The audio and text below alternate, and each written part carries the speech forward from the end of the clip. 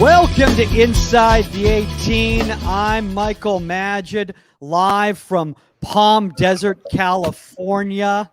I know, Susk, I know. I got to get out of town every once in a while. You're so bougie. I'm so bougie. Also with a new hat. You guys see that? I got a new hat. I'm very excited about that. With me, you know her, 99 World Cup winner, Saskia Weber. You used to know him as the czar of the virtual background, but now we know him as professional goalkeeper coach, Omar Zini of the Las Vegas Lights. Wow, you have a bigger introduction than me. And joining us, honestly, this next person doesn't need an introduction. I think everyone in the goalkeeping community knows this man. You know him, you love him. Director of goalkeeping for the Philadelphia Union and the founder of the IGCC. Give it up for the one and only Phil Wheddon, everybody. Phil Wheddon. Okay, that's enough. That's enough. Did you say love or loathe? I know. I didn't understand what he said either. When he gets anxiety and really excited about somebody, we don't understand what he says. So it's okay. So I'm going with loathe then. Honestly, Phil, this is always a treat for us. Every time you come on, people get so excited. The numbers just go shooting through the roof. There's at least 8 people watching right now. I was going to say, you're up to 3 then. Okay. No, honestly, man, it's really great to have you. And I think, obviously we're going to get to the topic a little bit later in regards to creating an education module and everything like that. But one of the reasons we wanted to have you on right now is you're in the midst of the season. Congratulations on the result yesterday, obviously. Congrats on that. Thank you. Thanks. And I think that was the voice of God right there. Sorry. No, that's okay. But IGCC is obviously coming up. And for maybe the people out there, maybe there's some parents out there or some younger goalkeeper coaches who might not be familiar with IGCC. Why don't you give them kind of a little bit of a cliff notes of it? Yeah, so in 2016, US Soccer stopped doing any goalkeeping education. And, I went across to Holland and went to a number of goalkeeping conferences. And I thought, well, hold on a second, you've got these great educators from all around the world in one place. And it's done in Holland, it's done in Italy and Portugal, all over the place.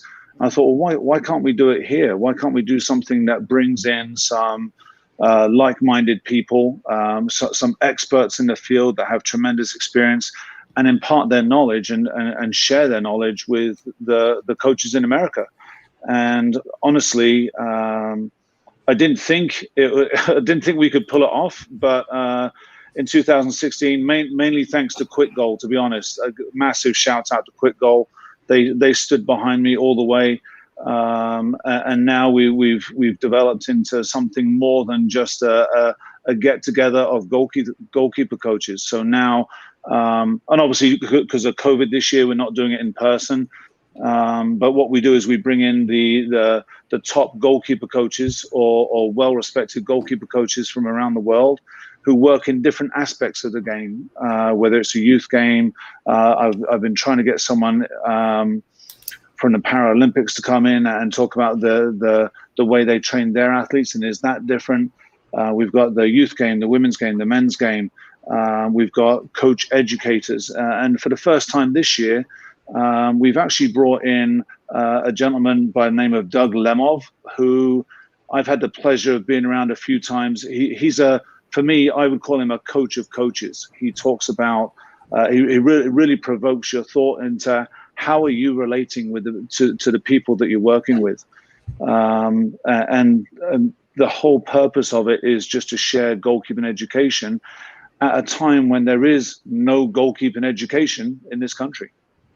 I mean, look, I think you brought a really good point. And I saw Saskia's face, the way that's going, because that's obviously something that we've had quite a few conversations about this on the air. And it's honestly one of the reasons why this show even exists, or Omar's channel, or any of that sort of thing. Saskia, did you want to just elaborate on that? Because I saw you. No, I feel that although we've had very successful goalkeepers throughout history coming out of the United States, I think we may be falling behind the curve. I was sent to Holland when I was 16 years old to train. sent to. It's like my parents kicked me out of the house or something, and they're like, get the hell out of here for the summer. You're going to Holland. I'm half Dutch, so everybody knows they didn't just ship me off. Yeah, and this was something that wasn't prevalent then. Although I had for the grace of God, I had. I grew up on the East Coast and in Jersey, and I grew up with some of the best goalkeeper coaches there are in the tri-state area and stuff. But going over to Holland and being trained by Franz Hook, and this is a long time ago, everybody. But to bring those people here, because I think that what a problem is with the United States is that we think we're doing everything right, and then everybody catches up. And we start falling behind. And I think it's brilliant what you're doing. And I know that it changed my life all those years ago. So I'm here. And I think one of the things is, Saskia, back then there were, Franz has obviously turned into, not that he wasn't then, but he's even more of a goalkeeping legend now than he was then. And there are so many different ways of doing things. I think we get caught on a track of saying, this is the way to do it. We must teach in this way. When we're coaching, we must do it in this way. And these are the principles that must apply. But the thing is, as you know, you've been around the world with the game. Everyone does it a little bit differently. At the end of the day, we're all trying to do the same thing, and that is stop the ball from going in the back of the net. And it doesn't matter how we get to that end point, but we've got to be open to new ideas. And I feel like that's one of the biggest things that right now we need in this country. We need direction. We need a philosophy. We need something to follow. In the absence of that, in the void of that, the IGCC brings in these people from wherever, anywhere in Europe and whatever. I agree with you 100%. And we have to let young goalkeepers know that it's okay to ask questions. You can do a private with one goalkeeper coach, and you can go to your club and have another goalkeeper coach, and maybe things contradict or maybe things confuse you. So be okay to say, hey, listen, this is what my goalkeeper coach here said. This is what here, and let's come to a common ground. Let's understand why they're saying that. They see you in games. Maybe there's a different thing I'm not seeing in privates, and so on and so forth. And let's figure it out. It's not black and white. It never has been. We've always been about that here at Inside the 18. It's not black and white. And I feel like many people do make it that way, and they have a cookie cutter approach. I'm 6'6". 6'8" in the heels, but that's a whole nother story. So I'm 6'6". I used to work at the Abbey in West Hollywood. I can put you in there, right? Anytime. You did not just say that. That's awesome. I'm tall. Michael, you're not quite as tall as me. No. So we just can't play the position the same. So we can't treat everyone the same and say this approach works for everyone. So being open to new ideas is massively important. I'm glad you go ahead, Omar. No, I just wanted to say that as well. I think through the COVID times, I think setting up these different calls and doing different interviews, different people, I think it was so important because as a young coach myself, when I go out to the field, there are certain moments, training with new goalkeepers, certain things are happening, a certain reaction from a goalkeeper. And I think as a younger coach, I became very flustered in those situations and didn't really have much of, things to fall back on in terms of experience of how to deal with those tough moments. And then again, doing stuff with the IGCC and, hearing certain interviews and then seeing, Phil, stuff you guys have previewed in terms of trailers on YouTube over the years, seeing how Andrew Sparks, for example, how he, communicates with certain people, Jason Grubb, talking to younger goalkeepers about, just in warm-up activation. So watching them and how they conduct themselves and how they articulate certain points, that gave me the experience that I probably didn't have, and I didn't have at the time, but that if I was in those moments that I can kind of fall back on. So a lot of times people always think that it always has to be your experiences that you can learn from. But in reality, these, IGCC experiences and things like that, the education that we can provide, it gives us that footing to stand on when we don't have it just yet. And I think as you get, into more experiences and, different parts of your life in terms of coaching or playing, you gain those experiences, but you also build off of things that we learn from the IGCC. So Phil, for that, thank you. But I'm hoping other people can understand that as well. Yeah, I think Sorry, go ahead, Mike. No, I was just going to say, one of the things that I really love about the IGCC and just kind of your philosophy there is that a lot of times with coaching education programs, you get a lot of coaches from the same cloth. They've come up through the same system. They've played at the same clubs. They worked with the same coaches in the past when they were youth players. So a lot of it is the same thing over and over again being regurgitated. One thing I love about the IGCC is that all these different coaches come from all different walks of life. And even though it's called the IGCC, a lot of times when it comes to something that says international, the American coaches sometimes left off the page. And what you do, I mean, I love it. In fact, shout out, people like Joe Wheddon, being involved in the IGCC. I think, to be honest with you, that's just not just, obviously she's a fantastic coach, but also just, the representation, showcasing people who came from different backgrounds, and may have had some unconventional thoughts when they were coming up. Jersey. Just going to keep reiterating that. Yeah.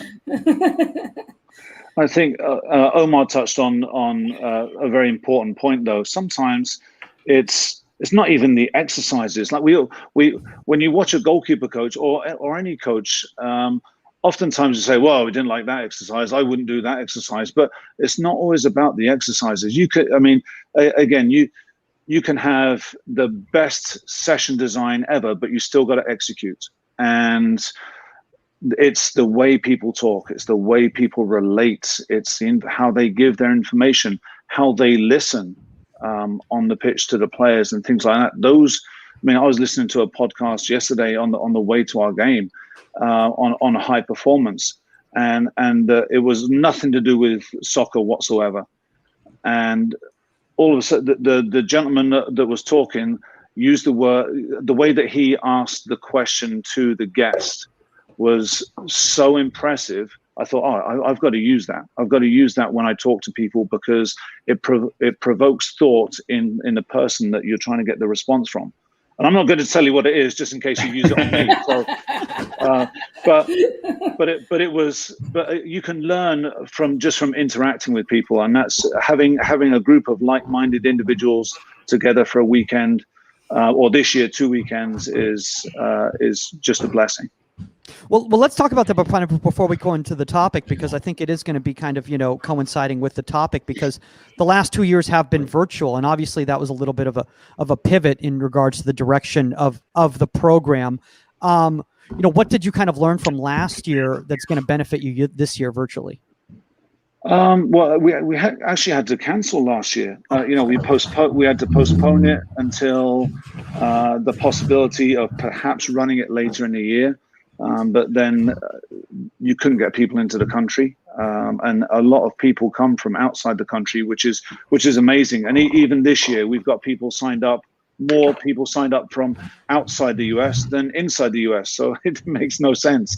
But one of the major lessons that's been learned is we have to give relevant information. We have to talk about today's game. People want to know about session design. They want to know, how do I get better as a coach?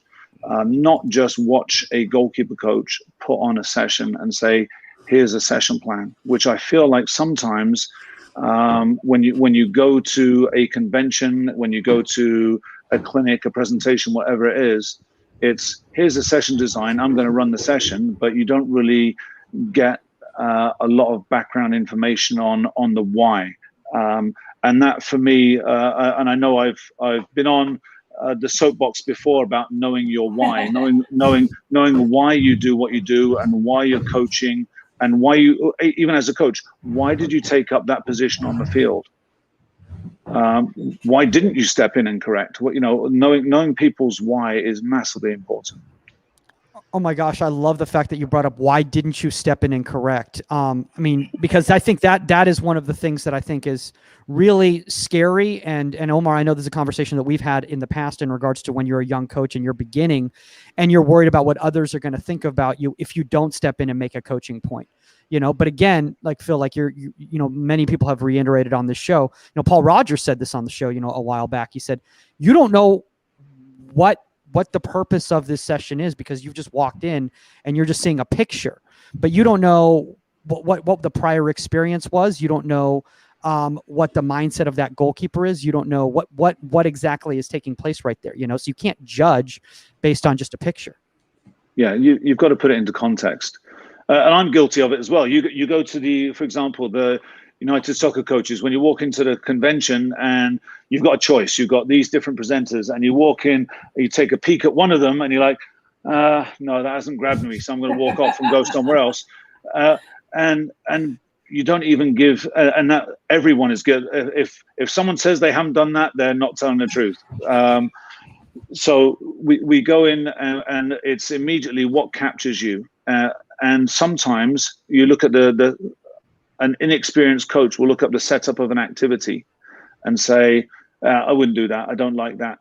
A more experienced coach or a more open-minded coach will listen to the way the information is presented, and they'll then try and put that into context with the session design. And then you're like, oh, wow, okay, maybe I would tweak it this way to fit my philosophy, but I like some of these ideas. You can learn from anyone. Yeah, I think that's the great point, is that you can learn from everyone. I even learned from Omar once. It happened. Just once. No, but I think to Phil, I think that's the best part about that, though, is that any person who I've spoken to that's gone to the IGCC, they always have people who have stood out to them differently. So I've had speaking to Joe, our buddy Big Joe, he brings up certain people. Then I speak to other people, and they say this guy, or this other goalkeeper coach, they influence me in different ways. So I think that's the beauty, as Mike said earlier, that not everybody comes from the same place. And I think that's also, again, too, when you mature as a coach, you start asking questions beyond, hey, I don't like that session design, but more so, like you said, Mike, why didn't they stop this? And why didn't they correct it? And then you actually start honing in, instead of the actual session design, you start honing in on their cadence of like, wait, when are they going to step in? Are they going to let this go? And I think you start to realize as well, the coaches who have already made those mistakes of always stopping the session, they're further along. And now for us as younger coaches, we can actually learn from those experiences from those guys. So again, I'm kind of bummed that it's online this year. Hopefully next year we can get to in person, Phil. But I'm personally really excited for this year. I mean, I want to say this, personally, though, in regards to just the online aspect, though, Omar, I wouldn't completely negate the fact, again, like this past year, and Phil, obviously, you didn't have the full conference, but you did do some one-off, type performances, in the past year. And I think that's what I was getting confused with the IGCC, because it would come with the IGCC banner. So I'm just like, oh, is it going on right now? But they were one-offs, obviously. Is that, there is so much that you can take from every different type of platform, whether it's online, whether, it's in-person learning, whether it's actually being, involved in the session yourself as a young player. Everyone can take something differently from a different type of environment. Absolutely. And one of the things that maybe I'm hoping is more beneficial when we talk about the online environment, the virtual aspect, when you're on the pitch and you've got the group of goalkeeper coaches around you, there's that camaraderie and everything that you can't really get. You can't get that necessarily in a virtual event. But in a virtual event, you're not focused on how he or she strikes the ball, or, oh, the goalkeeper should have made a save. Or on a virtual event, you're more focused on the information. So my hope is that people can absorb some of this information from these different presenters, of which there are 12.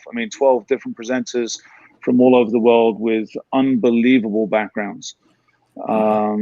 So my hope is they can absorb the information and then work themselves on applying it. And then maybe come back to me or one of the other presenters, if they're open to it, and say, I tried it this way, it didn't work, how can I fix it? And really create the camaraderie off of the pitch as well, which was the purpose of doing those Zoom sessions that I did throughout the year, just to bring the goalkeeping community together and create discussion, provoke thought. So speaking of the community aspect, as we kind of move into this topic right here, there's probably a lot of people out there. They're like, oh, you know what? I was inspired because I went to IGCC in the past, and I wanted to start doing some coaching education programs for myself. I know this is something that I've tried to do with clubs and organizations locally and regionally, and that's why I thought there wasn't a better person to have on for this topic than yourself, who's obviously gone through this at the highest of levels. So today's topic, guys, is we're going to be talking about creating an education module module and an coaching education program, for whether it's, again, like it's a small potatoes little, rec club, or whether we're talking about something like the IGCC. Phil, in your mind, for maybe some of the people out there who might not be familiar with what we're referring to when we're talking about a coaching education program, what do we mean by that? Well, for me, it's whether it's paid or unpaid. So whether you have to pay for it or not, for me, really, it's an opportunity to follow a structured environment where we're talking about the why and the how of goalkeeping education. And I feel sometimes that there are a lot of people out there that have thrown content on the internet for Sorry. Don't get me started with the content on the internet. I know. No diving through hoops or. No, my favorite I saw yesterday was a truck driving and then throwing balls out of the back of the truck as the goalkeeper dives and dives and dives and chases the truck. Yeah. It was the greatest thing I've ever seen. I'm like, oh my God. What is this? Yeah. Saskia, stop talking about Omar Sessions like that. Okay, they're trying to get wins at Vegas, and it's Vegas. They got to put the glitz and glamour on, right? Yeah, but Phil's seen that video. I know he has. I have. And I had to ask myself why, and I still actually haven't come up with that. But you never know. The game might evolve to that where we're playing with cars. I don't know. But the educational piece of it,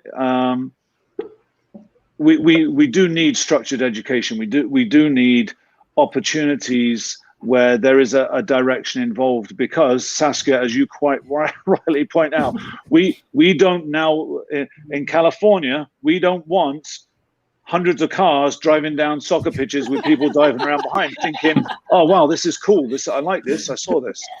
Exactly.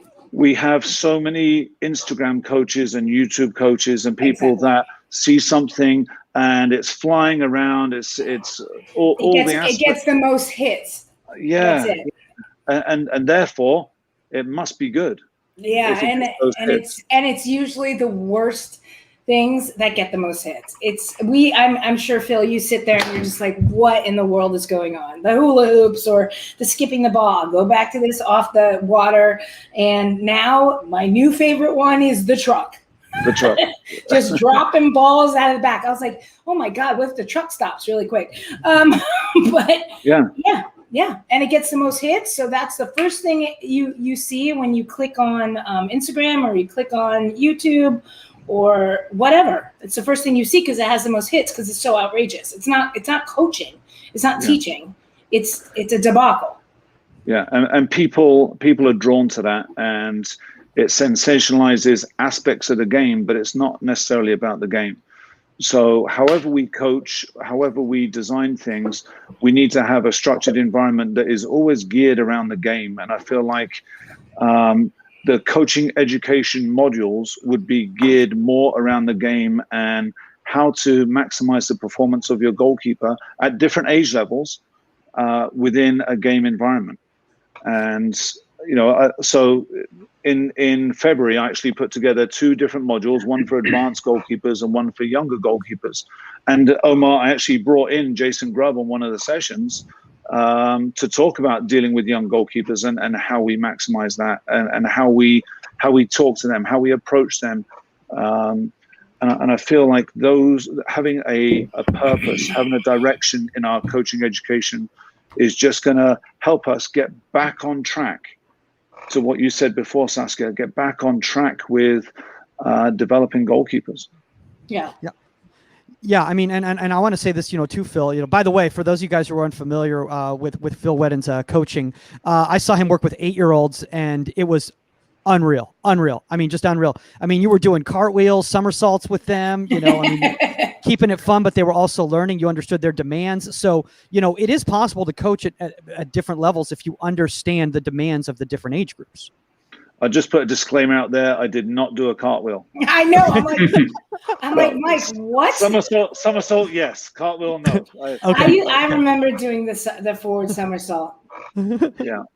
Yeah, Oh, and no, no, no, no. I had an equilibrium problem. So Tony Chico used to make me do that damn forward somersault to like demo Oh, stuff. I don't mean Saskia. I didn't mean it in a session. I meant he was just so No, I had to excited. do it to demo He did it yeah. to get my like position. Oh yeah, I used to just fall over. I think they did it on purpose to make me Yeah. dizzy. No, it wasn't. It wasn't part of the activity. Phil was just really excited because of just how wonderful these kids are. Just celebrating with the kids, and I think that's all part of being a coach, being human.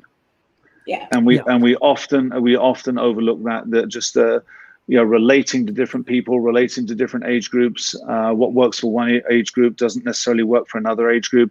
You've got to get onto their level. And filter in information based upon their level and their ability to absorb that information. But if we don't make it fun, if we don't make it realistic, if we don't know why we're doing what we're doing, we'll always have a problem. So again, the coaching education must be geared. If you're putting together something for an organization, whether it's your state organization or a national organization, it must be centered around the game, but must be geared, directed to different levels within the game. Hey Phil, I have a question. Yeah. I don't. Mike usually asks the questions, but I have a question. Do you feel that since when I was training, like we can go back, we're not going to age me or anything like that, but it's fine. It was more, it was more systematic training in the sense of like footwork, handling, everything like that. And now the game and the training of goalkeepers has changed into absolutely more game realistic scenarios. And how do you teach coaches that they have to make that shift? It's not about, a bunch of footwork and handling, and now you're supposed to know how to take care of breakaways. You have to change with the times. So it's funny you say that, because I was before we connected here today, I was putting together sort of a little presentation on that, and that's exactly what it was on. It's like we are programmed as coaches to think in a very linear way. And what I mean by that is a very progressive, do one thing leading into another. And that's just the way that think about our learning situation in the math class. We 1 + 1, we go, addition, subtraction, multiplication, division. So we step. What's the easiest way to do things, and we make it progressively harder. And that's the same thing. That's the way that we learn. That's the way that we're programmed to learn. But the game isn't like that. The game is chaos.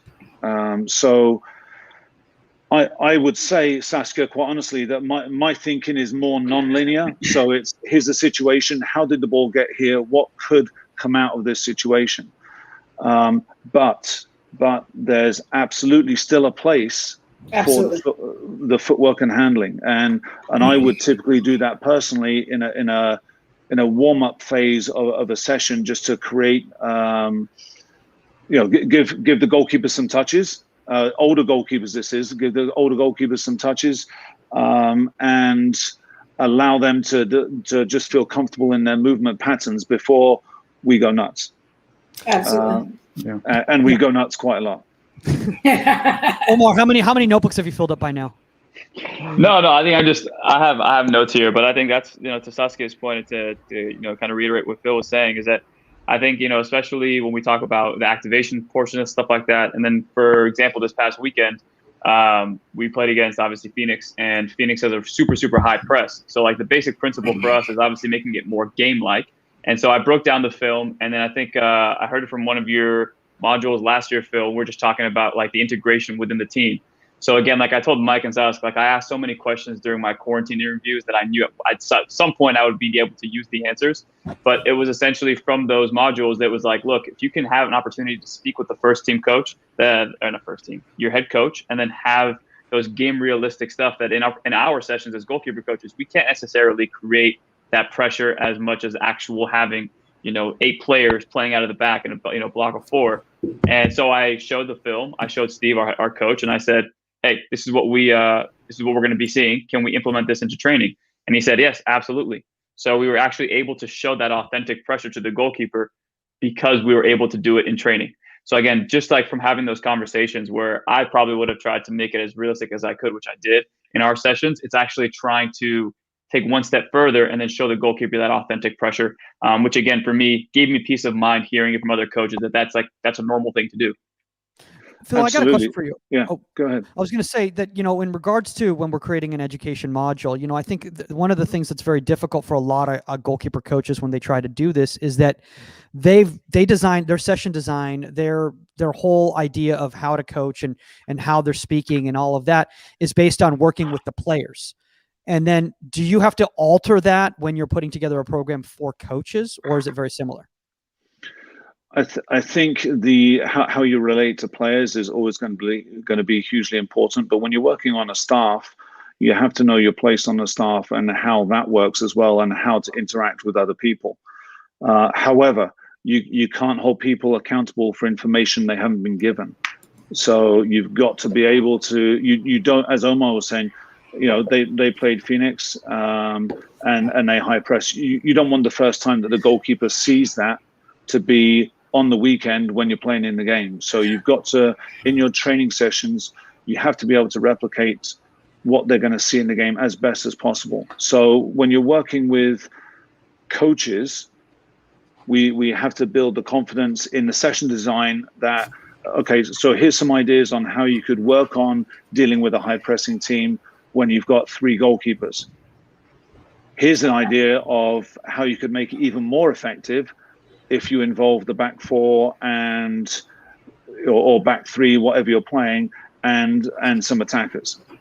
And then there's always that. So and we always need to look at those 3 moments again. And this is where we always go wrong as coaches. We must look at the out of possession, what we're doing out of possession. So our positioning, are we ready? With the out of possession stuff, are we playing the space behind the back 4? Are we defending the space? Are we defending the area? Or are we defending the goal?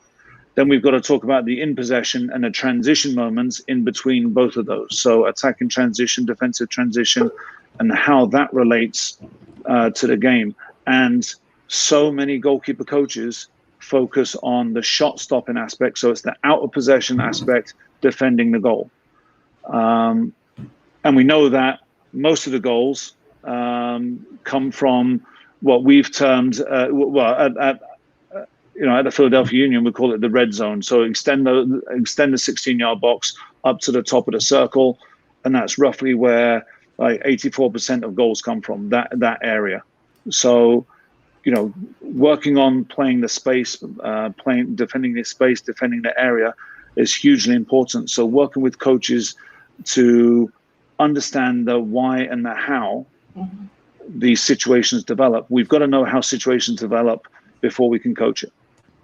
Yeah, there's something that I wanted to kind of bring up, because this is a conversation that Omar and I we had off the air a few days ago. This was prior to the Phoenix match, so it had nothing to do with the Phoenix match in any way whatsoever. Saskia, they didn't involve you? She was busy this weekend. No. When they have remedial questions for each other, they talk. It was.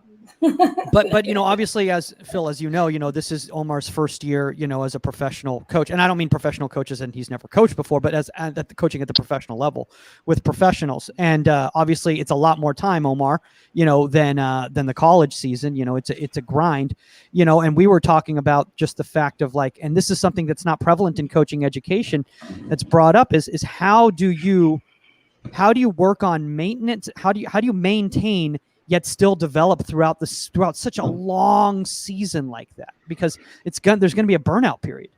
Absolutely. It's funny you say that, because I've got that feeling right now. I feel like our goalkeeper is playing in mid-season form. So I mean, he's been spectacular.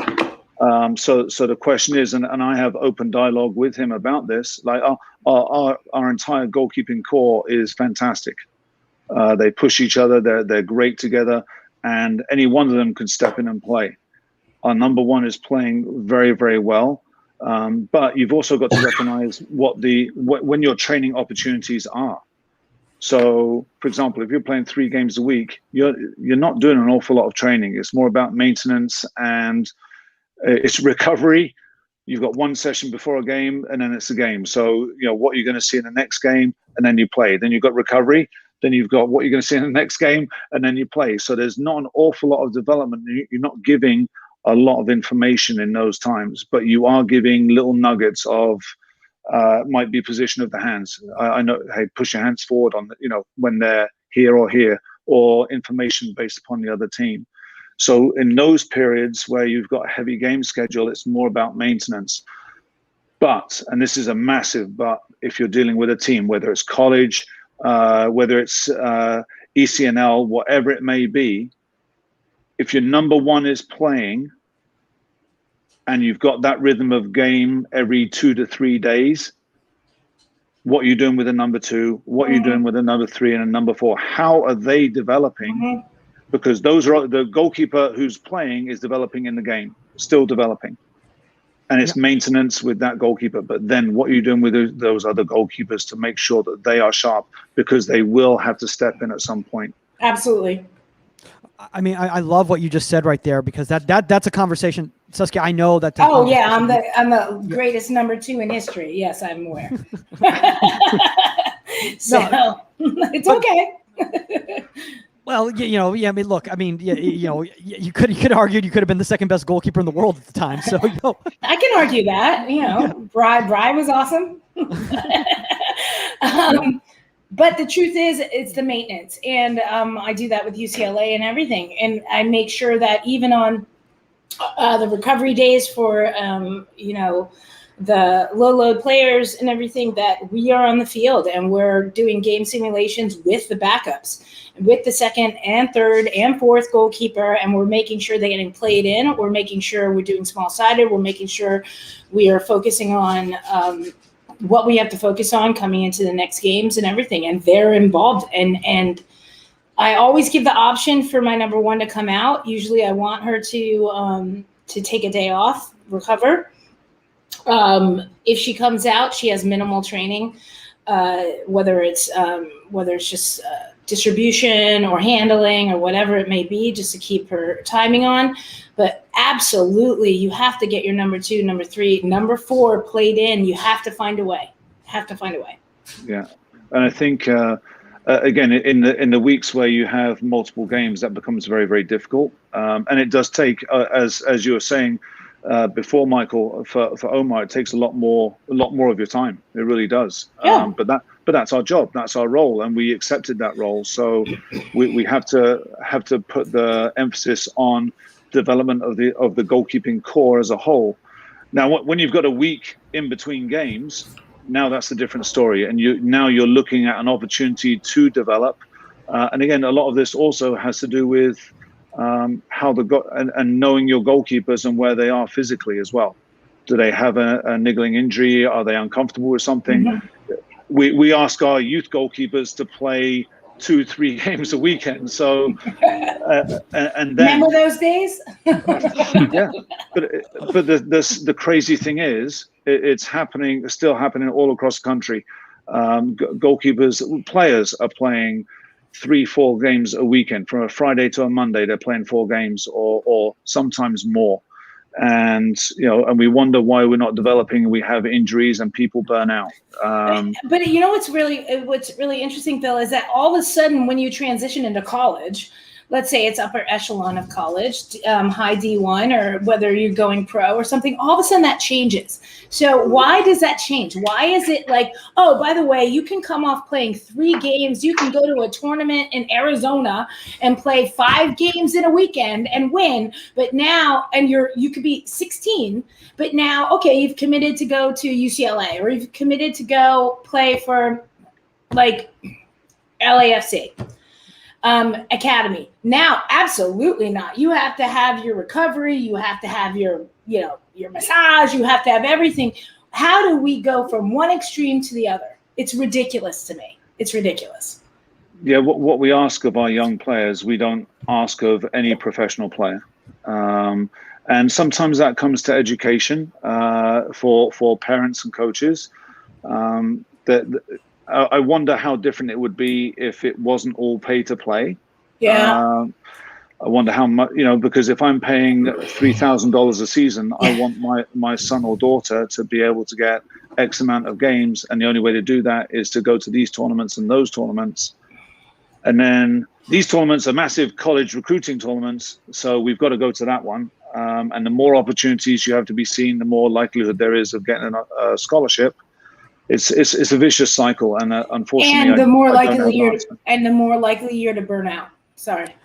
Look, Yeah, we can bring up even this situation, and Omar, and I'm not throwing you under the bus right here, but this is something that you've spoken about in the past on the show, is that when you were a youth player, is you're playing in all these matches hoping to get the right coach to see you, get the right scholarship offer, yada yada yada. So you're playing all these matches not for the point of actually developing and becoming a better player. You're literally playing these matches to just put yourself in a shop window. And that's not going to create the right environment, right? But are you at your best 5 games in on a weekend? Yeah. Yeah, no, I mean, that's the narrative, right? And I think as young players, that's kind of what we have to live with. But I was fortunate enough when I got to, I think, 15. I mean, again, the repetitions are huge. So getting a lot of shots for me, I was a really good shot stopper because I saw like hundreds of shots every single week, because there was opportunities for field players to go shoot on goalkeepers, and they had to pay. As goalkeepers, we didn't. So I stepped in and I took hundreds of shots every single day. So for me, it felt good because now I'm, instead of figuring it out when I'm 16, 17, by 13 and 14, I started figuring out strikers who were hitting with their left foot, their right foot, their tendencies, how they shape their shoulders, how they shape their body. So for me, if there's like a deliberate attempt when you are getting those shots to understand what I just said in terms of like their body position and all that, then for sure.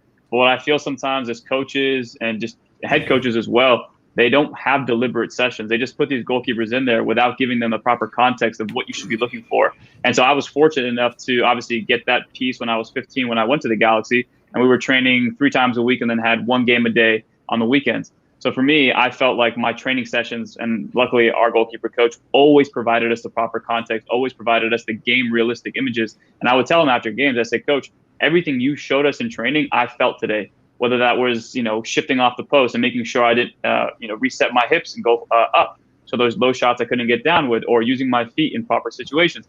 He gave us those pictures. And unfortunately, some parents and coaches don't understand what the proper training is, what the proper pictures are. So I think it's a detriment to the players more so because they don't have the proper information, and you can't really ask too much of them if they don't have the proper information. Yeah, but with what Phil's saying and pay to play, I understand pay to play, but at what point does it become more important to win a game than it does to teach your kids? And basically what we're doing is we're playing 4 games on a weekend, we're going to tournaments, we're doing all this, and it's more important to win the game so you have your job than it is to teach our next generation of soccer players. But listen, I'm in the same boat. I was a pay-to-play goalkeeper coach. I get it. Listen, I understand. I understand that if you want the best coaches, you got to pay the best coaches. That's the bottom line. They're not going to volunteer. We have to have a job. And I get that. But at the end of the day, stacking tournaments on top of each other and forcing wins and parents pulling their kids out because you didn't win the Dallas Cup or you didn't win this is ridiculous. Are these kids learning? And as parents, you need to get onto a forum and understand the difference between your kid being coached by the best coaches and getting taught proper soccer, proper goalkeeping and everything, and the difference between winning and losing. Nobody gives a damn if you won this college cup. College Cup. I care. Nobody cares if you won the Dallas Cup. But what I do care about is if you're developing as a goalkeeper, if you're developing as a team, if you're developing as a player. I don't care. I don't know. But what I know is how you're developing. And if you have the right coach behind you and somebody that's teaching you not to just kick and run and boot it and shoot and do whatever, that's important to me. That's important to me. Yeah, I agree with everything you're saying. I just think that as well, since this is the reality, right? So how can we work with the reality that we're in? And I think for me, it's those conversations as a goalkeeper coach. If you're privileged enough to have a goalkeeper coach on your club, some people don't. But if you have the ability as a goalkeeper coach to say, look, you're going to play a few games this weekend, and obviously it's going to be baptism by fire. But at the same time, I want you to be deliberate in your situations. And I don't want you to think about wins and losses. Yes, that's important. But I want you to make sure every decision that you're making is as calculated as you can make it. And I think just those little pieces of information that you can actually throw to the goalkeeper where they're not just so stressed about getting the wins and playing amazing. It's more so like, look, it's a conversation you have. We're trying to build you not to be the best when you're 17, 18, or not to be the best when you're 14, 15, but when you're 17, 18, when we can put you into these first team environments. And I know Phil, for example, Tomas Romero, who we have at LAFC with us right now, when he plays for us, he was telling me, I'm like, oh, it's your debut against the Galaxy. He's like, no, I've gotten games, Omar, with the USL, with Philly's USL team when I was 16. I was one of the youngest guys. So for me, it's like having those players get those opportunities at a young age, knowing darn well they're going to have long careers, and these moments are opportunities to learn. Those pieces of information give the goalkeeper that peace of mind, knowing that they don't have to make these amazing decisions, but rather you're building up towards something. And you can see Tomas now, he is so fine-tuned, polished, so composed, because in my opinion, what you guys did with him over there, you guys gave him those pieces of information of like, understand that this is a long game. We're not just trying to get you to, sprint this. It's a marathon. Well, you're not just trying to get him to win a stupid game. I don't mean to downplay. I think the competition's amazing, but at the end of the day, what are you learning from it? If my goalkeeper comes out and says, I lost the game, I messed up, or if they can turn to me and say, listen, there was a breakdown, I didn't organize my weak side, I wasn't watching this, I was just focused on this, and I didn't organize early enough, and that led to a breakaway.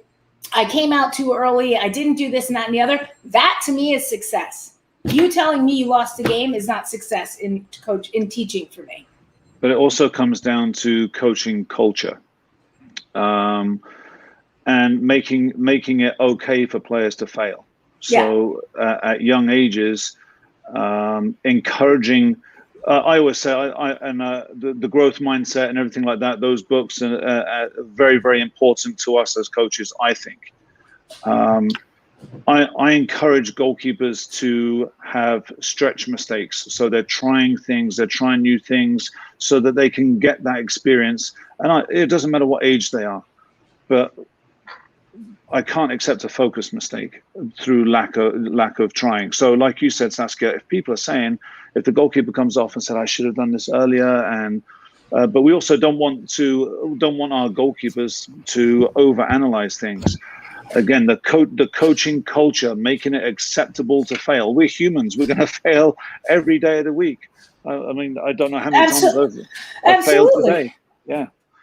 So I failed today. I mean, look. I woke up. Now I guess I failed waking up today. Yeah.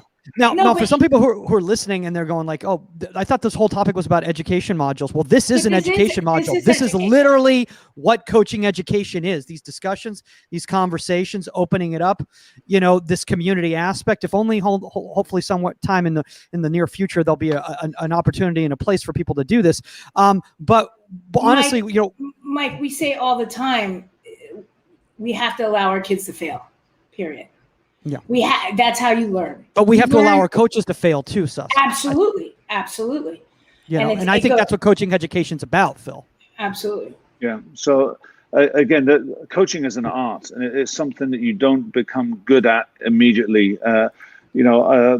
Omar is now working with a professional team, and he's been very humble about the fact that he's been in a college and now he's in a different learning environment. And we as coaches every day are in a learning environment. We are challenged every day, whether we're working with U8s, U11s, or whatever it may be. We're challenged every day to provide them with a safe and positive learning environment. And that is massively important, to have that environment where they know they can fail and won't be berated for it. And as coaches, we're not often given that luxury, because in a pay-to-play model, and in our coaching education, we go through this environment, but then we've got people on the sidelines criticizing everything that we do, because, as Saskia said, we lost the game. So that has to come down to coaching. At the U11 age group, we lost 3 games. Therefore, must be coach's fault. Get rid of the coach. Exactly. But coaching is about understanding how players learn. It's understanding. It doesn't matter what age level you're talking about. Understanding the people you're working with. Understanding how they succeed, how they learn, is important. And then also, how do you create that environment where they feel safe, and they don't feel like they're afraid to fail? Go ahead, Saskia. I was going to say, and to take it to another level, every player is different, and Phil's going to say this as well. So you have to be able to adapt as a coach, and if you can't adapt to that, like you have Mike 5'2", and you have Omar, who blew me away, who's like 6'5". I'm just kidding.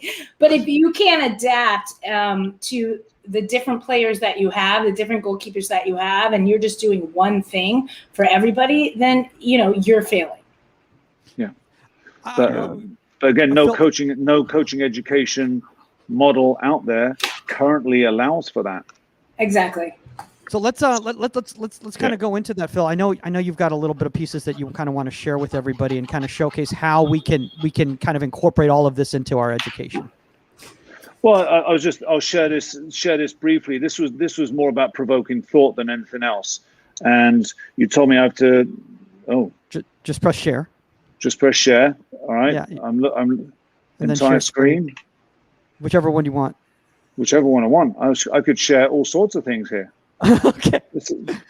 Well, whatever it is that you wanted to put up on the screen, it'll come up, and then I can just share it on the screen here. Hopefully, know that I'm sharing you.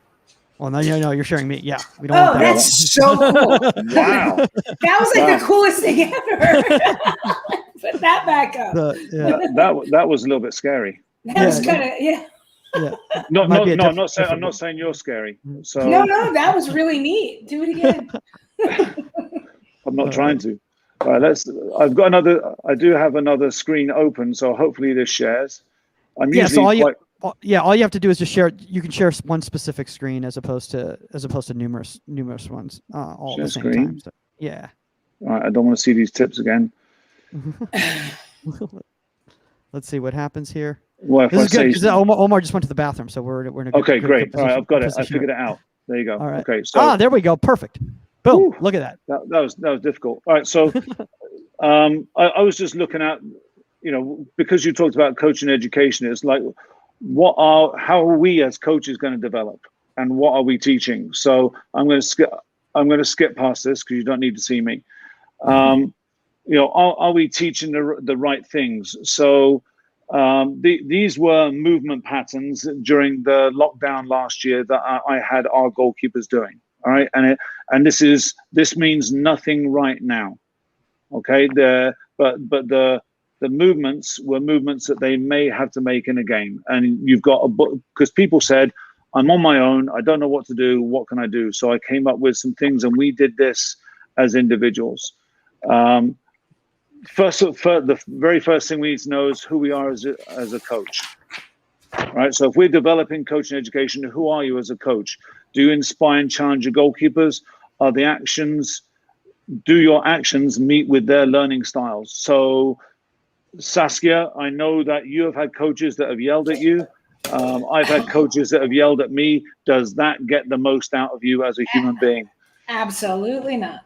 But for some people, they need that kick in the backside, and they need to be yelled at. How do you come up with the sessions that you come up with? And a lot of the times I find that it's because, hey, this is the way that I did it. This is the way that I was taught. So you talked about, it was funny because Michael mentioned a somersault that I did. And you went immediately to an exercise, a somersault, and I remember that exercise. Tony, forward somersault into it and thing. And they made me do it over and over again at camp. Yeah, so I unfortunately had to do the same thing, but then what we do as coaches is we say, okay, well I saw this, or I did this as a young coach, as a young goalkeeper, so I should do the same thing, and it's not really the game has evolved. So do we watch the game? Are we involved in the game? And do the sessions that we have replicate the game? As an instructor, how do you then take that and give it to the goalkeepers? And within that, the game is all about solving problems. So we give them technical pieces of information, but in our training session, do we give them multiple outcomes in a training session? And what I mean by that is, and the most simplest form of solving a problem is not hitting a static ball or not hitting a volley that comes into the same place every time. At least play the ball off the ground, because the goalkeeper then has to make a catching decision. So that's a very basic, they're talking about catching decision and also a movement decision.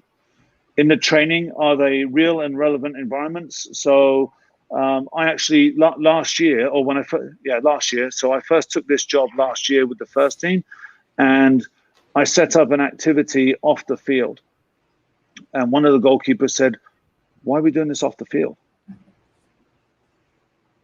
And I said, "Well, I'm just trying to save the grass over there." And he said, "But we don't play here." And and obviously that was a little bit of a test for me as well. So we had the back and forth. But it's true. What are we? Think about the exercises, and I'll show you an exercise in a minute. And I think, Omar, you know what's going to come with this, because you've seen this one before. But can we adapt and give age-appropriate instruction? So again, the U12 goalkeeper, the U9 goalkeeper, or U9 player who we're looking to make it into a goalkeeper potentially, can we provide them with age-appropriate actions and instruction? And again, we talk about knowing who we're working with. Can we provide alternate solutions, to your point, Saskia? Again, Mike, I'm not picking on your size, all right? But I'm 5'10" according to my bio. I'm 5'10" according to my bio. So you're going to move differently than me. You're going to make saves in a different manner to the way that I would. And the same with Saskia. We'll make the same save, or we'll stop the ball, but we'll do it differently. Can we provide the goalkeepers with alternate solutions? And then Saskia, what we talked about before, this isn't about the higher levels. This isn't about professional goalkeeping. Mm-hmm. This is about goalkeeper coaching and knowing what your role is at the level that you're at. So I would say in our younger goalkeepers, we need to teach them technique. And sometimes we have that linear mindset where it's a progressive session with younger goalkeepers. So we develop technique within goalkeepers, and we have technical goalkeepers at young ages. But then we need to get, you're coaching at one of the top universities in the country. Would you want the ball to go through your goalkeeper's legs, or would you want her to use a foot? Are you serious right now? I want her to use a foot. Keep the damn ball out of there. Yeah. So at your level, it's got to be efficient and effective goalkeeping. Stop the ball first, be technical second. Exactly.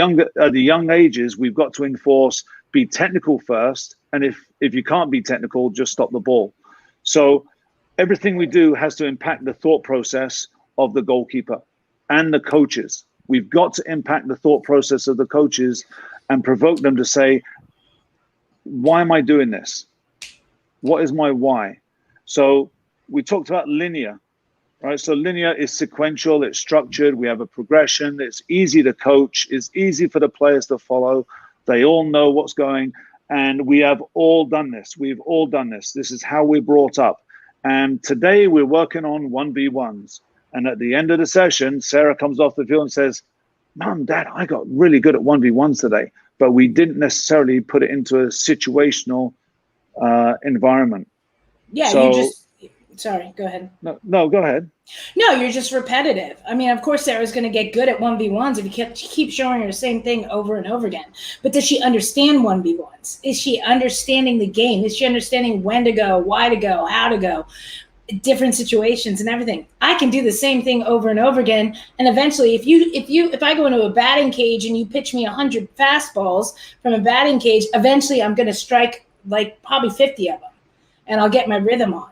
That doesn't mean I can read a pitch. So, yeah. So it's the same with any decision-making aspect of goalkeeping. If we have this linear approach, we don't develop problem solvers.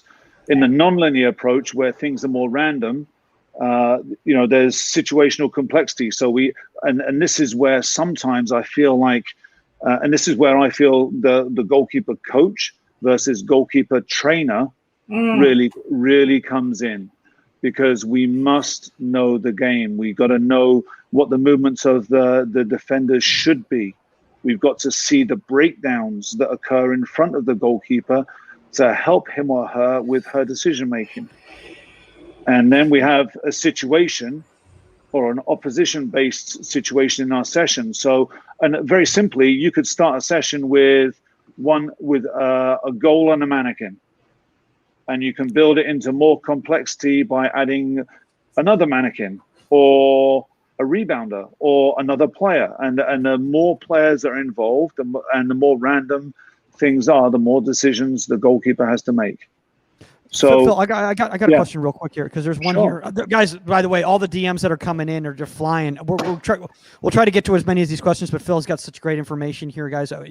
I'm sure he'd be happy to answer them off the air as well too. But let's see if I can put this up one. This one's pretty darn long here, but basically, Federico Galic, he basically wants to know in regards. Yeah, in regards to small-sided sessions, using small-sided sessions as a warm-up to expand out to the full field situation. Is that the best way to utilize small-sided sessions for you? Depends on the time of the week and what we're looking to get out of those small-sided sessions. Yeah. Obviously, in a small-sided environment, the number of touches of the goalkeeper are magnified. He or she is going to see a lot more of the ball in a small-sided environment. And the one thing with a small-sided environment, again, small-sided could be 6v6 up to 9v9, whatever you consider small-sided in your coaching model. But we do lose different aspects in transition if we play in a small-sided environment.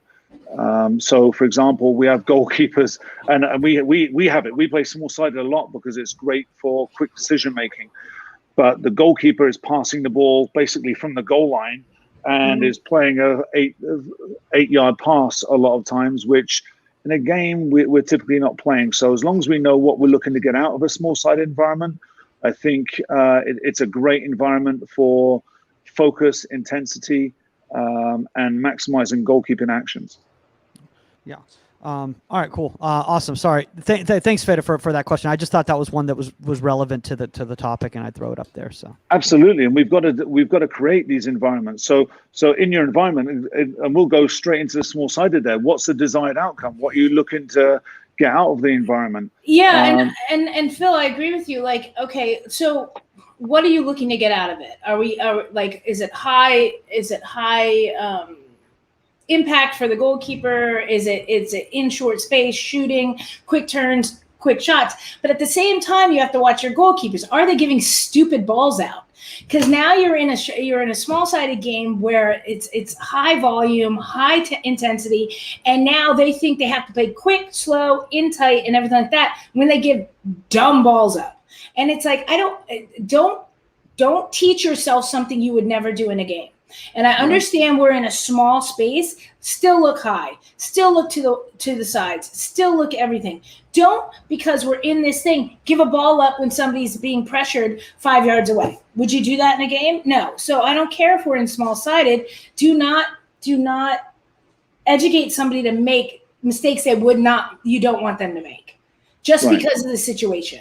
I don't agree with that. I love small side. Trust me, I thrived at small side, and I was shot stopper. Give it to me, But at the same time, in my small sided, I always look high and wide, regardless. I was never jumping a ball with somebody 3 yards away from them to pressure them, because if they get stripped, now I'm in trouble. So I still had to think in the bigger aspect of the game. And much like an NFL quarterback, you've got to scan. You look for the furthest, safest option, and then you work your way backwards. Depending on the game model. So, so everything that we do, small-sided or in our coaching environment, does it apply to the game? In planning, and this is something that in talking to a lot of goalkeeper coaches, we often don't do. We often don't plan for the potential actions you will see from the goalkeeper, and then the potential coaching points that you're going to have to make. So what will come out of the environment that you put out there? And again, in your coaching modules, if you're putting together a program, what are the potential things that you are looking to get out of this? What are the questions that you are going to be asked? How are you going to respond to these questions as a coach? So whether you're putting together a coaching module, or we're talking about your actual coaching environment and setting up a session, are you prepared for failure?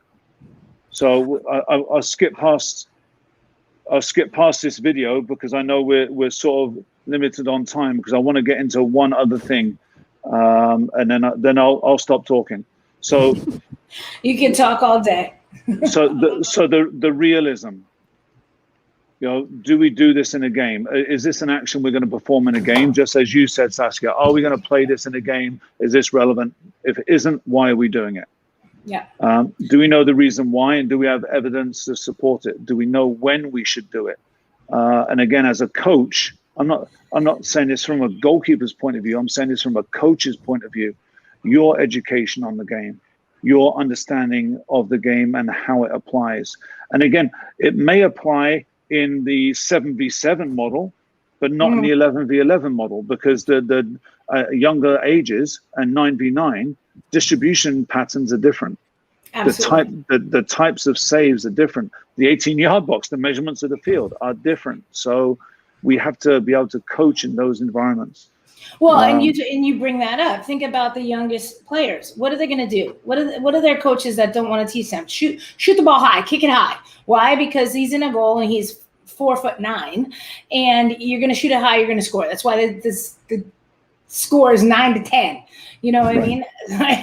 So in that, how are we going to teach our goalkeepers? Stay further back on the line, this and that and the other. Yeah, you have to coach them within that module. That can transfer over as they get bigger, as they grow up. How do we deal with a certain shot? How we deal with shots from outside, further off your line? Are you back on your line and everything like that? But I think I ask you this, and I'm not putting anybody on the spot. Omar, Mike, I will put you on the spot. But when you are training and you're in small-sided games, do you play the small-sided game or do you play the bigger picture? And for me, when I coach, I play the bigger picture. And I don't give a damn that you're in a 7v7, 5v5 or anything. Don't play that pass. Don't give the ball so close to you because we're in small-sided. Figure it out. You're the first pass on offense. You would never do that in a game.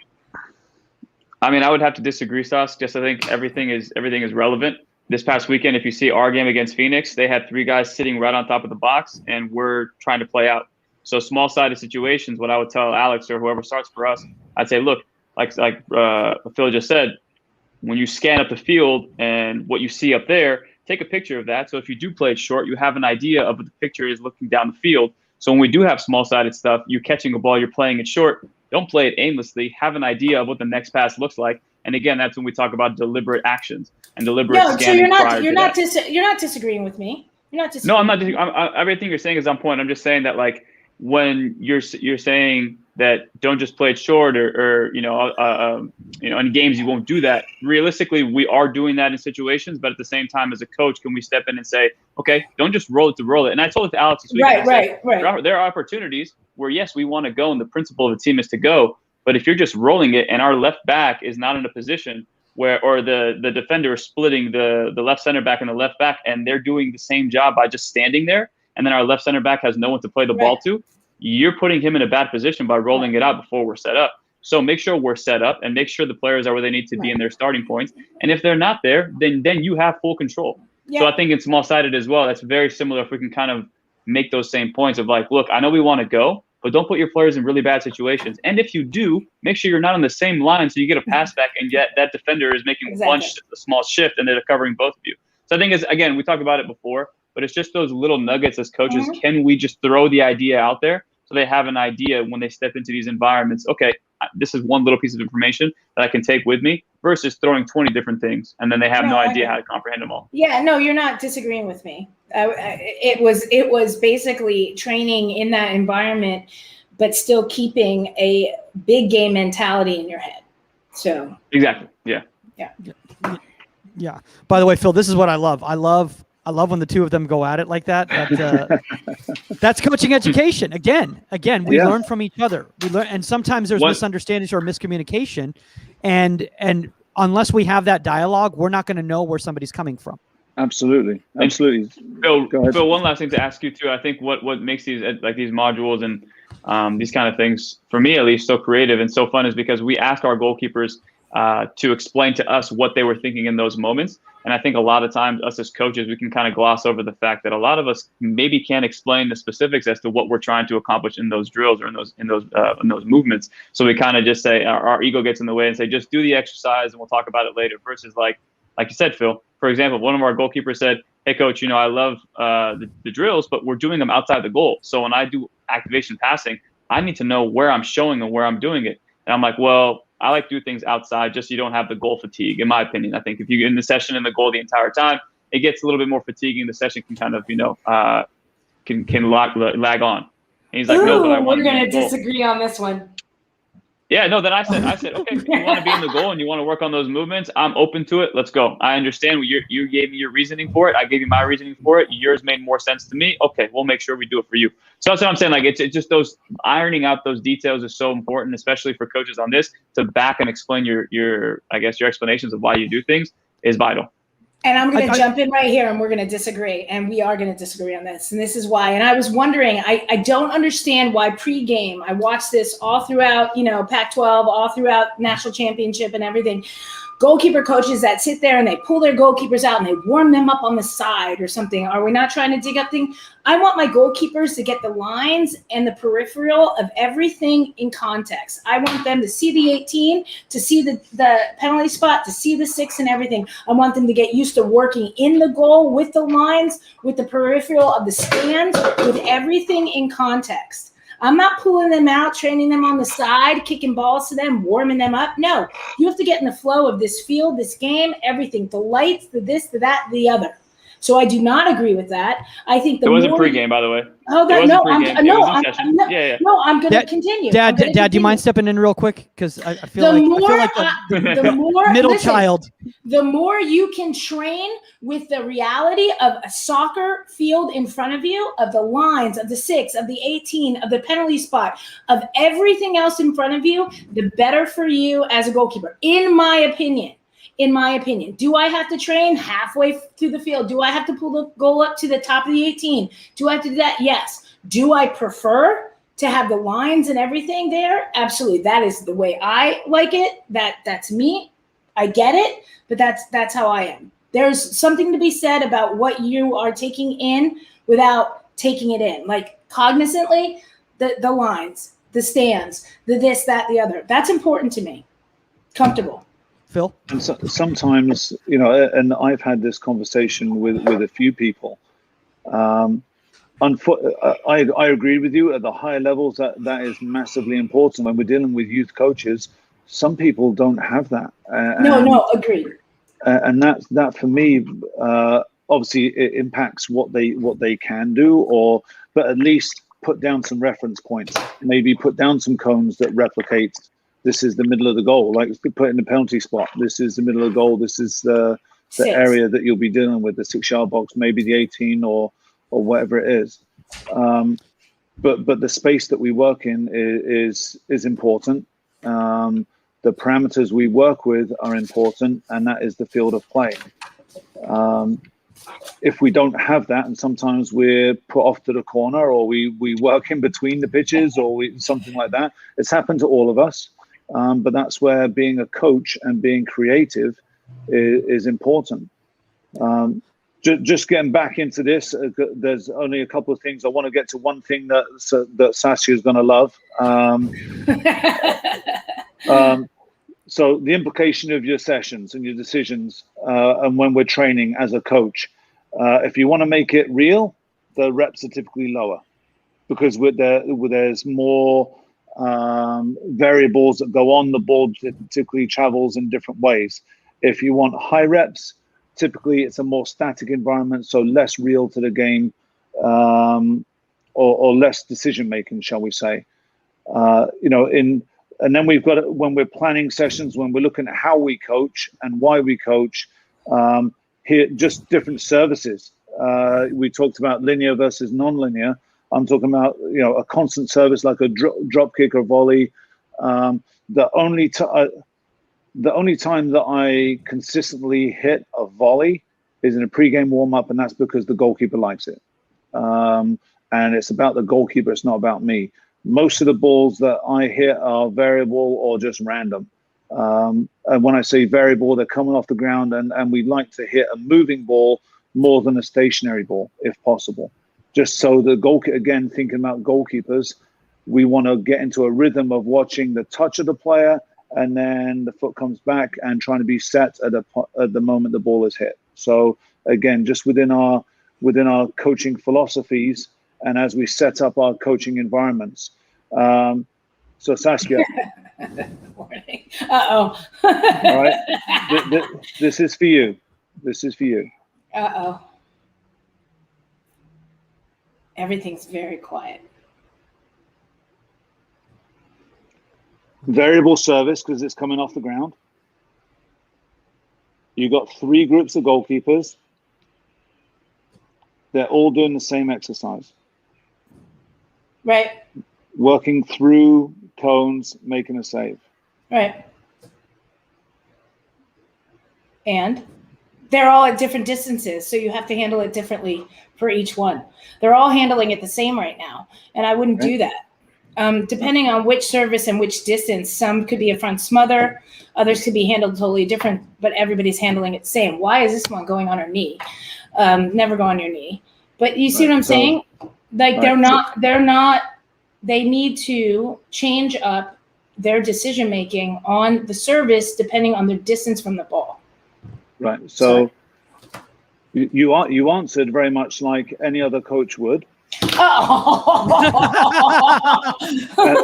Neil Marshall just got shot down. There you go. No, Omar's mad at me. What I mean by that is we looked directly at the goalkeepers, and the goalkeeper that went down on a knee, this was like a third ever goalkeeper session. So I'm not.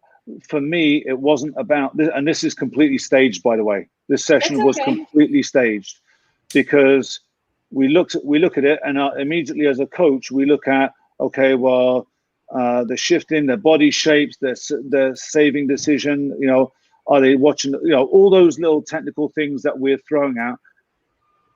The thing that I look at is, when on earth does a goalkeeper move like this in a game? Why are they setting on the line? Can you hear me? Oh, yeah. I can hear you. No. I'm just deep in thought. No, I think Omar's taking notes too. I was watching the footwork, so I'm learning. Yeah. Go ahead. Yeah. So it's we're watching their footwork. We are watching their technique, but the goalkeepers never move like this in a game, and yet throughout the course of time, every goalkeeper coach in the world has done this. Why? I completely agree. But hold on, because I think that question was to me. I think that we can all admit that there are micro movements in goalkeeping, and whether I believe that, have I ever shuffled and picked up a low ball? No, but I have done quick micro movements, whether it's a quick pass, quick movement across the goal, and whether we're trying to instill. I'm going to answer this question the best of my ability right now, and I again am always learning and everything. My thought process in this was to make sure the body weight's forward, balls are your feet, so your balance is proper. Do I think we ever do that? Shuffle, and go? No, I don't. But I do know that we did make quick micro movements in the goal, whether it's quick left, quick right, and still have to have our body weight forward, not flat-footed, not on our heels. Does this replicate that? No, but does this still instill a sense of body weight and movement? I think it does. So we can grow from this, but that will be my argument with it. No, so I love that. That's a fantastic response, because there is and talking to some sports scientists, neuromuscular activation would be the only reason for doing this. Mm-hmm. So, shifting body weight, balance, those types of things in a warm-up situation would be the only reason for doing this. Now, so there's only 3 dots and then a cone goal. why do we have normally, if you look at any other places around the world, you'll see 6 dots, 8 dots, a ladder, a full ladder, and then make a save. So they're touching the ball once every, if you have a line of 3, you're touching the ball once every 30 seconds. So that's twice a minute. So then you're touching the ball 120 times in an hour, and that's not development. So if we look at it that way, we spend so much time looking to try and get the goalkeeper off of the line, and yet we stop our activities on a line. So why do we do that? So again, it's just it's not a right or a wrong, and nothing that I say is right or wrong. Well, I'm wrong most of the time, but I'm just trying to provoke thought and say, okay, how do we adapt? How do we adjust? How do we improve? Because this is something, and this is in the corner of a pitch because this is the only space that I had. Again, I will let everybody answer. Again, it's micro movements for me. That's why we have 3 dots. 6 dots is ridiculous. And so it is. It's like shuffle, shuffle, shuffle, shuffle, shuffle. A couple of micro movements, and then the reason the other 2 dots for me is to make sure you're always attacking the ball, to set and make sure any save you make is in front of those 2 dots. That would be my mentality if I were to set up this drill. It would be like, make sure anything you save, your movement is forward and attacking the ball, and not in a line with those dots, and it gives you a reference. That would be the best explanation I would give for this drill. Right. Can I raise my hand? Sure. Cool. Okay, cool. Phil, I have a question for you here, because this is something, that type of an activity is something that I would do, and I don't know how Omar feels about this. He's probably going to disagree with me too, but I that's something I would do at a foundational stage for movement preparation with U9 to U11 goalkeepers, when I'm just trying to getting them to move. Because obviously we understand at that age group, it's very difficult just to get them moving. And once they feel comfortable with the movement patterns, then I can put them in more game-like environment later on in the session. Could you have them, and regardless of how you set up a goal, could you have them move off of a post and then back towards the post? Does that accomplish the same thing? Yes, it does. So we just took that exercise there, the shuffling and shuffling back, and put it into something that's more relevant. Yeah. And we're not necessarily moving forward. So we're taking those movements and making it more relevant to a goalkeeping movement. And usually, and I will say this, I agree with Mike, and I am going to agree with you, Mike. Sometimes in like young players, like, we'll just get their footwork going to get their balance going and stuff like that. And I understand this, but when you will come out to a UCLA training session for me, there aren't very many cones down. Okay. There are not, I'm sorry. There is a goal, there are balls on angles, and we're going to work on your movement fluidly, understanding angles and stuff. I'm not asking you to step over cones. I'm not asking you to do this. I'm asking you to move fluidly as an athlete through the goal at this point in your career. Right. Whether it's off the post, whether it's this, whether it's with the lines and understanding what's going on, even if I don't have them. No, we're past step, and stuff like that. So yes, I understand it in like a context of an 8-year-old or something like that, just getting them to understand balance. But once you reach a point, no, this is fluidity, and this is movement, and this is being an athlete, and each athlete is different the way they move.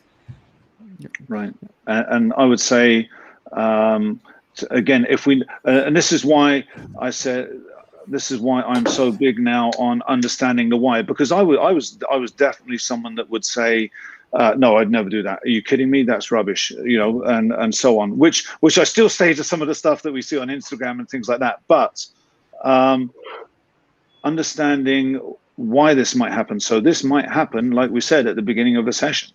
This might happen to promote balance and simple movements at the start, and to develop comfort and such. And if we know the reason why, that's perfect. But I really feel that we've got to challenge the norm. We've got to start as coaches when we set up our education, when we set up the way that we do things, whether we're coaching a session, whether we're a leader of coaches, whatever it is, we have to challenge the norm.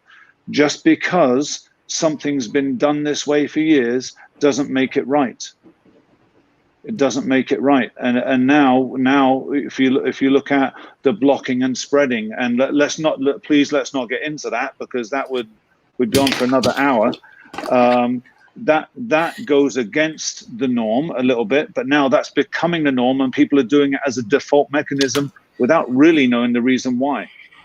So, as we set up our coaching environments, as we go through everything that we go through as coaches, again, if you're a leader of coaches, challenge the norm. Why am I doing this? How do I want my coaches to perform on the field as people? Off the field as people, we have less control over, but when we're on the field affecting the lives of young people, how do I want my coaches to perform?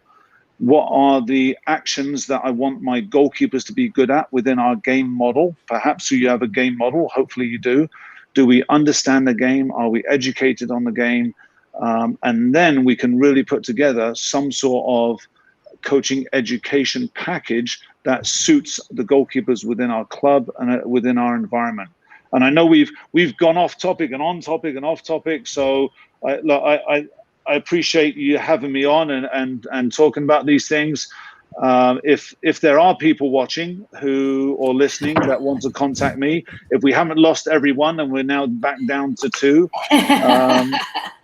feel free to get in touch with me, because I'd love to continue this conversation with everyone. And it's something that I'm obviously very passionate about. So I'm going to stop sharing and open up to your abuse, Michael. I mean, honestly, I want to, one thing, I want to make sure Omar's okay. I think Omar's mad at me. No. I text him. I'm like, I love you, Omar. I was like, it's okay for us to disagree. But wait. No, Omar, I actually prefer that. Me. Omar just texted me. I can't stand Saskia. Omar, you shouldn't be sharing that with me. He's like, get on the train. We can't stand her. I honestly, I would much rather prefer, honestly, and Omar and Saskia, we've had this conversation, as well too, Phil. I would much rather have open discussion, people being honest and vulnerable and willing to either Absolutely. disagree rather than just go along with somebody. Because that learning doesn't take place in that environment. But isn't that what we've been talking about all day? It's the whole point is that you're going to get a lot of information from a lot of different coaches, and it's a gray area. And the open discussion and figuring out what works best for the individual player is the best way to go about this. Everybody's different. Mike's 5. I just found out 5'10". Omar's 6'5". Phil. Everybody wears heels. Everybody wears heels. Even Phil wears heels. I think you and I are shrinking, and you wear heels. So it's all good. Again, it comes down to being affecting the coaches. All right. So providing coaches with resources and information so that they can be educated enough to be able to relate and make decisions on how to address these goalkeepers that are different ages and different sizes. And I feel very, very strongly again. And Michael, I know that we've talked about this a lot.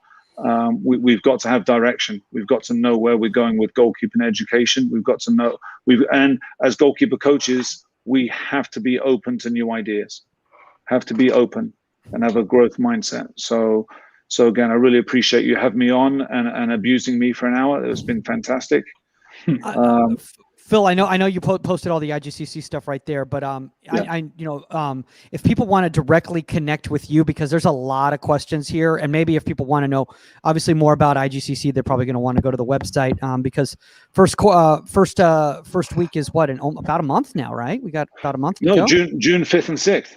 June 5th and 6th. Okay. Yeah. Wow. Yeah. So it's coming up.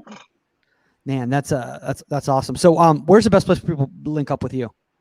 Very, very simple on any of the social media. At Phil Wheddon is the simplest way, or go to internationalgoalkeepercoaches.com. And obviously, guys, if you want to reach out to Saskia Weber and disagree with her, as well too. You know what? Phil's got my back. So you guys, I don't care. at Saskia_Weber. You can reach out to Omar Zini at I can't stand Saskia's answers. No. At Pro GK Academy. Oh my God, Omar laughs. Look at Pro GK Academy underscore. I'm surprised you haven't changed that handle too. I'm surprised you haven't changed that handle too. At professional goalkeeper coach underscore yet or anything like that. No, not yet. At Pro GK Academy underscore. Obviously, you guys can reach out to show, contact at inside the18media.com if you have a guest suggestion or a topic suggestion at Goalkeeper Podcast, or if you want to reach out to me directly about comedy stuff at Michael Madrid for all those dates coming up, including this weekend at KO Comedy. Wait, where I'll be hosting. This wasn't your stand-up? Sorry. I never get to plug stand-up on here. I need to start doing that. I love it. Do it. I actually had someone selfishly say, they're like, why don't you contact all the insiders to come to your shows? I'm like, oh, that feels weird. That feels like that feels like crossing two worlds. It's a weird thing. I don't know. That got awkward all of a sudden. All right, guys, that's all the time on Inside the 18, and we are out. Here comes the outro. Later.